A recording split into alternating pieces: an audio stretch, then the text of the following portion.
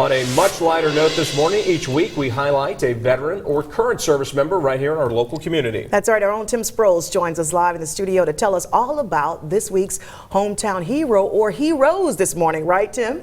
Absolutely. Good morning, Deidre and Chad. Last week I spent the afternoon at St. James Place, where I had the honor of talking with 5 Navy veterans about their time in service. What made this afternoon special is it was just us sitting at one table while these brave veterans bounced stories off of each other. I was lucky enough to be there and have the cameras rolling.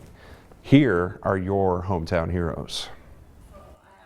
All 5 of these lovely ladies have different backgrounds and different stories to tell, but they all have one thing in common. All 5 volunteered to serve in the United States Navy when the nation needed them the most. June Lank served as a Navy Wave in World War II, where she was a pharmacist mate. Irma Moore also joined the Navy Waves during World War II when she served in the Navy Medical Corps as a laboratory technician. Jo Salter joined the Navy during the Korean War, where she served as a registered nurse in the Navy Nurse Corps. LSU alumni Violet Lux served in the Navy Wave singing platoon, where she was able to perform for troops. Mary Larson joined the Navy Reserve, where she specialized in auditing and accounting during the Gulf War. Each of these brave women joined the Navy for different reasons. I'd always heard a lot about the Navy. My father was in the Navy during World War I. I wanted to get the war over so I could get married. Mary Larson joined the Navy at the age of 42. She said that she joined to set an example for her grown children. I was told them that we should serve our country in any capacity that we could.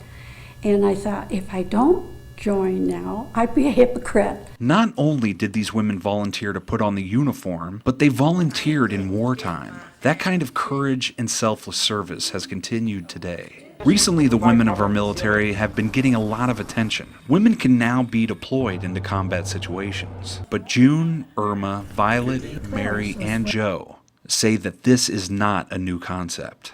No, because that started back in the Civil War. There was one woman went in as a man because she couldn't get in as a woman. Violet says that her time in the Navy taught her a lot. It was a wonderful experience being in the Navy. I think it contributed a lot to my later life. You can use a number of words to describe these veterans: pharmacist, accountant, singer, lab tech, and nurse. But today, I think we'll just use the word hero.